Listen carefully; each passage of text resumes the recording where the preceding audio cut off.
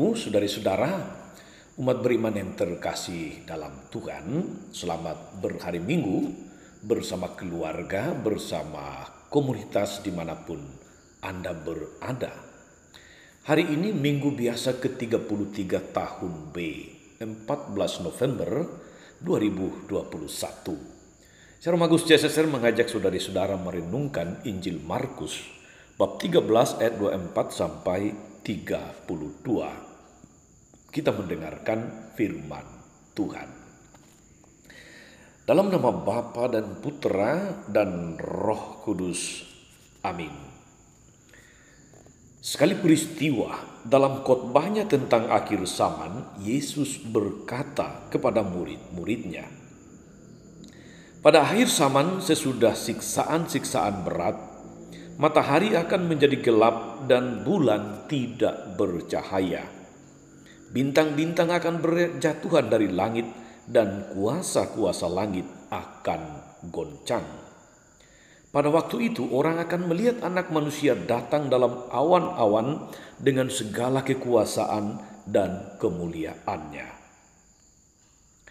Dan pada waktu itu pula ia akan menyuruh malaikat-malaikatnya mengumpulkan orang-orang pilihannya dari keempat penjuru bumi, dari ujung bumi sampai ke ujung langit. Tariklah pelajaran dari perumpamaan tentang pohon ara. Apabila ranting-rantingnya melembut dan mulai bertunas, kamu tahu bahwa musim panas sudah dekat. Demikian juga jika kamu lihat hal-hal itu terjadi, ketahuilah bahwa waktunya sudah dekat, sudah di ambang pintu. Aku berkata kepadamu, sesungguhnya angkatan ini tidak akan berlalu sebelum semuanya itu terjadi. Langit dan bumi akan berlalu, tapi perkataanku tidak akan berlalu. Tapi tentang hari atau saat itu tidak ada seorang pun yang tahu. Malaikat-malaikat di surga tidak, dan Anak pun tidak. Hanya Bapa yang tahu. Demikianlah sabda Tuhan.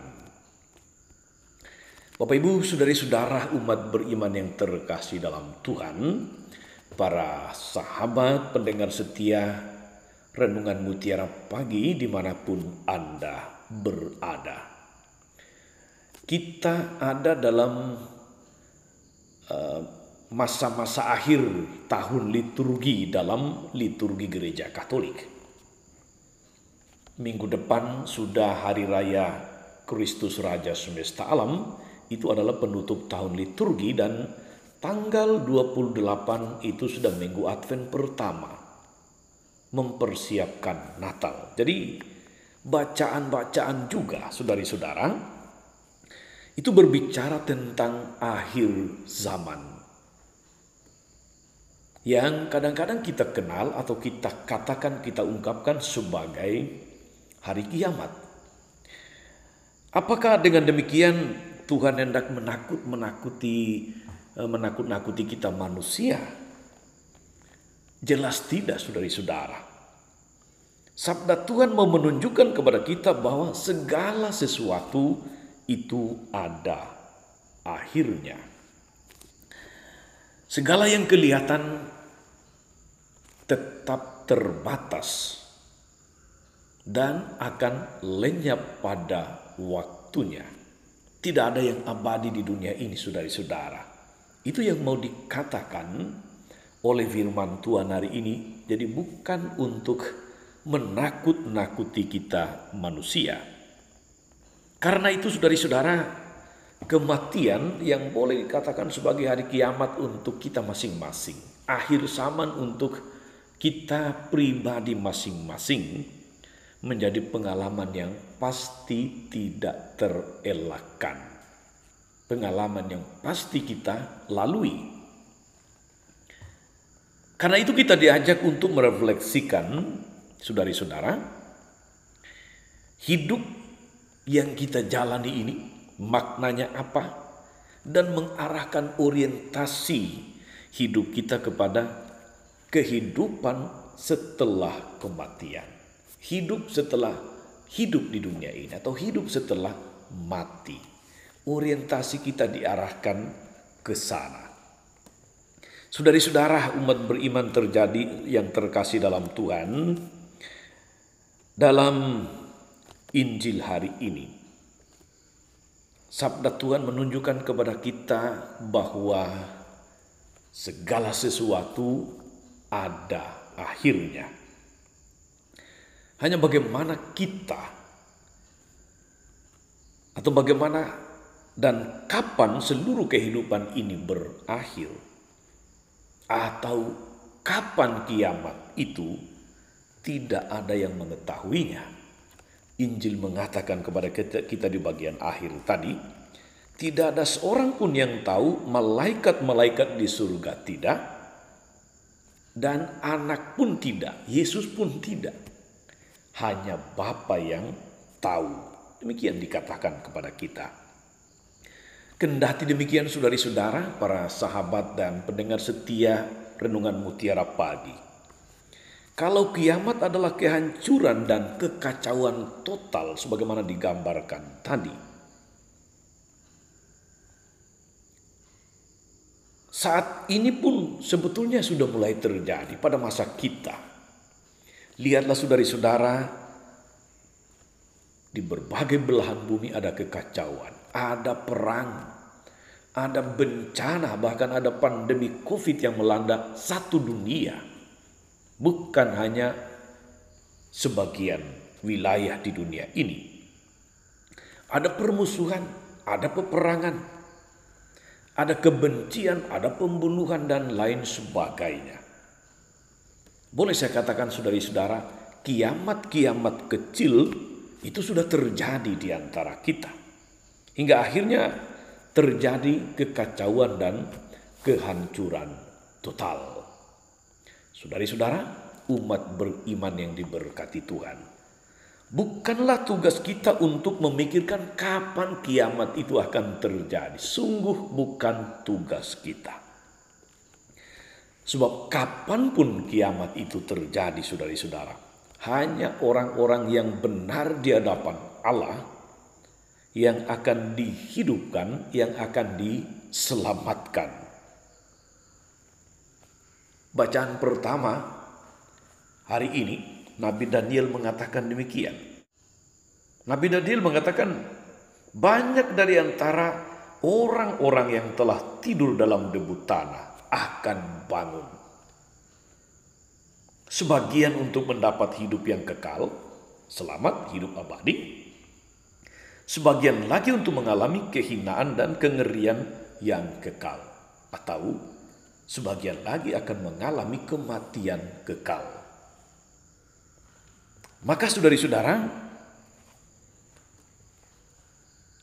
tugas kita yang masih hidup ini, tugas kita yang paling pokok itu adalah mempersiapkan diri dengan selalu hidup benar. Selalu hidup benar di hadapan Allah, dan Allah yang mengatur segala-galanya. Sebab hanya orang-orang benar yang menikmati karya penebusan Allah dan akan turut mulia bersama Yesus. Hanya orang-orang benar. Orang-orang yang tidak benar akan mengalami kematian kekal. Nah, supaya hidup kita ini orientasinya jelas, untuk mempersiapkan saat yang kita tidak tahu dengan pasti kapan akan terjadi. Untuk itulah kita saudari-saudara diperlengkapi oleh Tuhan dengan sabdanya yang kita baca dalam kitab suci. Dalam Injil tadi Tuhan mengatakan segala sesuatu akan lenyap, tetapi sabdaku tidak akan lenyap. Sabda itulah, baik yang tertulis dalam kitab suci maupun sabda yang hidup, yaitu Yesus sendiri, yang memberikan pedoman, yang menuntun kita, yang membawa kita kepada kehidupan kekal. Sekali lagi saudari-saudara, kita tidak akan pernah tahu kapan waktunya terjadi, tetapi itu pasti terjadi. Anda siap atau tidak, Anda mau atau tidak mau, Anda sudah cukup menjalani hidup baik atau tidak, saat itu akan terjadi. Maka tugas kita saudara-saudara adalah bagaimana kita senantiasa hidup menurut sabda kebenaran. Supaya hidup kita ini selalu berada dalam terang, hidup kita ini senantiasa percaya akan penyelenggaraan Tuhan dalam segala situasi, sakit atau sehat, suka atau duka. Dalam situasi kita sedang bergembira atau sedang berduka, kita sedang pikul salib atau kita sedang menjalani hidup yang baik-baik saja, firman Tuhan menjadi pedoman. Firman Tuhan menjadi peneguh. Firman Tuhan memberikan arah yang benar. Maka segala pengalaman di dunia ini apapun itu, positif atau negatif, kalau dijalani saudara-saudara dalam terang kasih Tuhan, segala sesuatu punya maknanya. Dan karena itu, dalam segala pengalaman itu, kita akan terus bertumbuh dalam iman kepada Tuhan. Kita akan terus melihat ke arah mana Tuhan menunjukkan yang benar, menunjukkan jalan, dan senantiasa menyertai kita. Mari saudara-saudari, kita maknai hidup kita di dunia ini sebagai persiapan menuju saat akhir itu, di mana kita beralih dari dunia untuk hidup mulia bersama Tuhan. Bagaimana kita memastikan hidup mulia bersama Tuhan? Bukan nanti baru pastikan, tapi justru sepanjang hidup ini kita harus memastikan bahwa kita ada di jalan yang benar. Yesus adalah jalan kebenaran dan hidup. Ketika kita mengikuti Dia dengan konsisten dan setia, dengan konsekuen, percayalah, kita akan selalu ada bersama dengan Dia.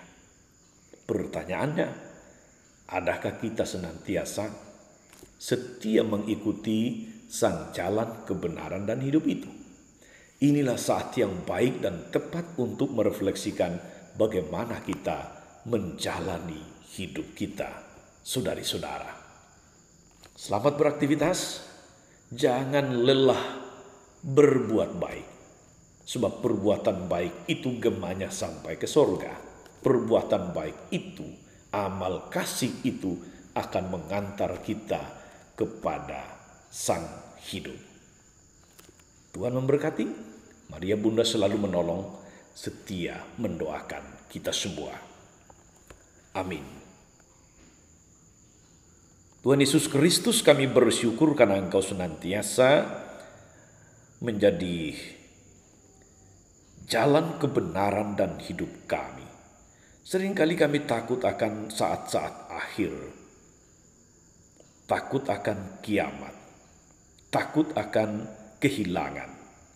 Namun pengalaman-pengalaman hidup di dunia ini dalam berbagai macam bentuk, suka duka, sakit sehat, gembira atau berduka, semua itu Engkau izinkan kami alami untuk semakin membentuk iman kami, menunjukkan orientasi yang baik, yang benar untuk sampai kepadamu. Siapkanlah kami selalu untuk menyambut hadir-Mu kapanpun Kau kehendaki. Tuntunlah kami, agar kami selalu memperbaiki hidup kami dan tidak menambah kekacauan serta kehancuran di dunia ini.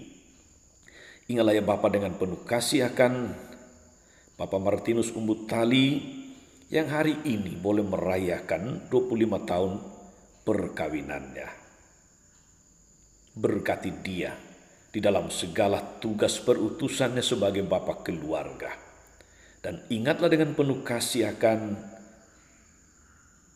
pasangan hidupnya, istri terkasih yang belum lama ini telah Engkau ambil dari antara keluarga. Semoga Engkau boleh menganugerahkan damai abadi, hidup kekal kepadanya. Ingatlah juga Tuhan akan saudari kami Maria Cecilia Dewi yang hari ini mengikrarkan kaul pertamanya, memasuki sebuah tarekat hidup bakti sebagai biarawati.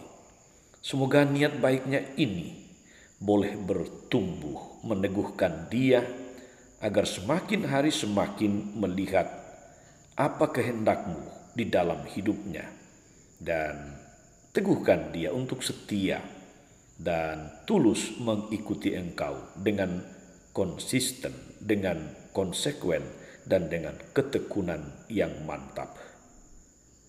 Ingatlah juga kan saudari-saudara kami yang saat ini sedang sakit. Ibu Maria Nurusada, juga untuk anaknya Mama Oah yang sedang menjalani perawatan. Semoga Engkau memberkati mereka dengan berkat duniawi dan surgawi yang mereka harapkan. Kesehatan, minimal beri mereka kekuatan untuk mampu menjalani saat-saat yang tidak mudah ini dengan percaya sepenuhnya akan penyelenggaraan-Mu yang bijaksana. Soalnya Tuhan dan pengantara kami sepanjang segala masa.